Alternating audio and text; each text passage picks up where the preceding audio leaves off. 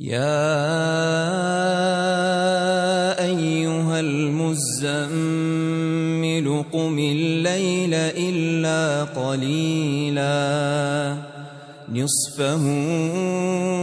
أو انقص منه قليلا أو زد عليه ورتل القرآن ترتيلا إنا سنلقي عليك قولا ثقيلا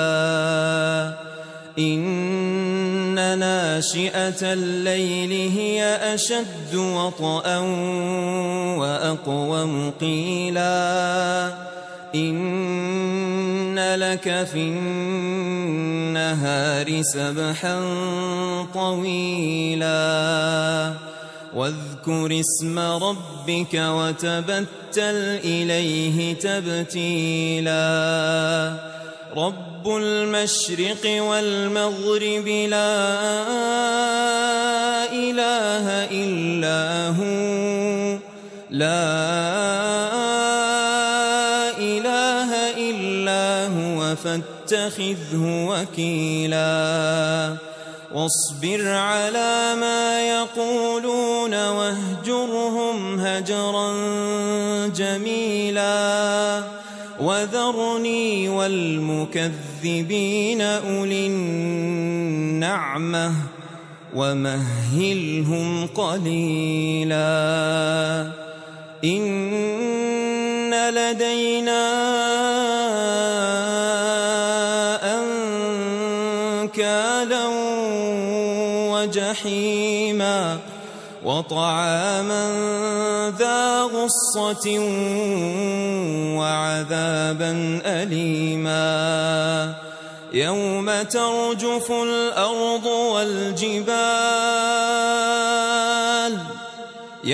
ترجف الأرض والجبال وكانت الجبال كثيبا مهيلا إنا أرسلنا إليكم رسولا شاهدا عليكم كما أرسلنا إلى فرعون رسولا فعصى فرعون الرسول فأخذناه أخذا وبيلا فكيف تتقون إن كفرتم يوما يجعل الولدان شيبا السماء منفطر به كان وعده مفعولا إن هذه تذكرة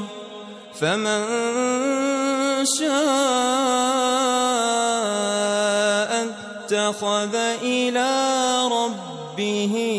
سبيلا إن ربك يعلم أنك تقوم أدنى من ثلثي الليل ونصفه وثلثه وطائفة من الذين معك والله يقدر الليل والنهار علم أن لن تحصوه فتاب عليكم فاقرؤوا ما تيسر من القرآن علم أن سيكون منكم مرضى وآخرون يضربون في الأرض يبتغون من فضل الله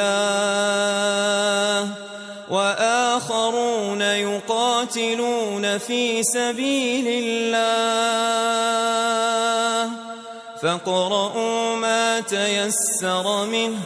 وأقيموا الصلاة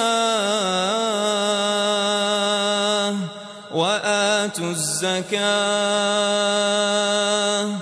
وأقيموا الصلاة وآتوا الزكاة وأقرضوا الله قرضا حسنا وما تقدموا لأنفسكم من خير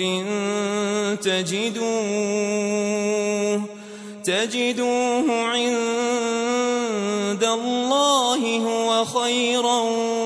وأعظم أجرا واستغفروا الله